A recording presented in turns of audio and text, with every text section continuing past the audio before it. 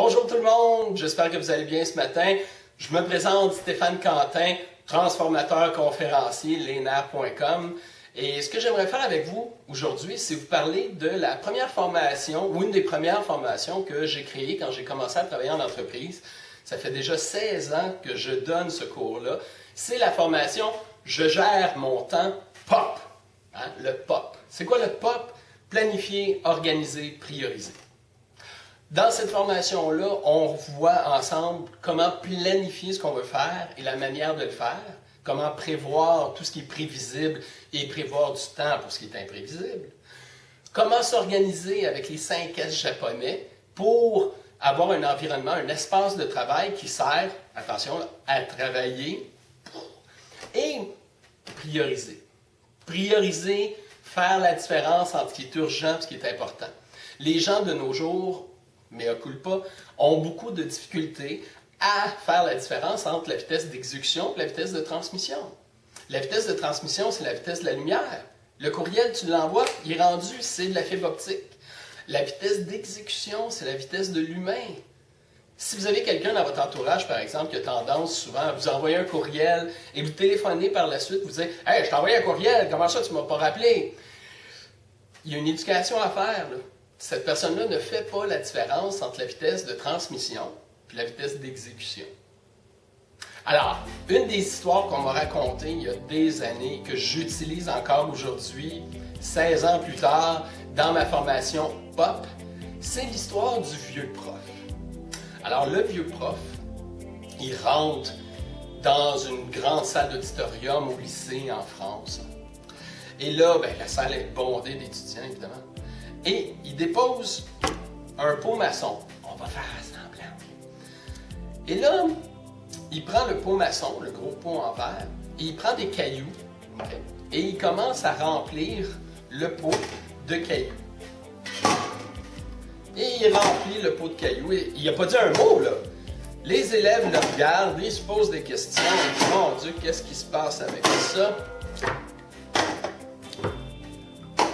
Une fois que le vieux prof a terminé son exercice, et voilà, il regarde les étudiants puis il dit « Est-ce que le pot est plein? » Les étudiants se regardent et disent « Oui, ah oui! » Le vieux prof prend un sac de gravier. On va faire semblant. Et là, il vide le gravier. Est-ce que le pot est plein? Là, les élèves se regardent et disent probablement pas. C'est bien. Le vieux prof prend un sac de sable. On va faire semblant. Et vide le sac de sable.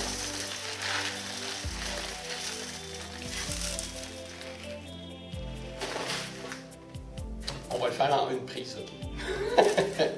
Il regarde l'auditoire et dit « Est-ce que le pot est plein? » Et l'auditoire dit d'une voix retentissante « Non! » Il dit « Très bien, très bien. » Il prend un pot d'eau et plop, plop, plop, plop, plop, plop, remplit le pot d'eau.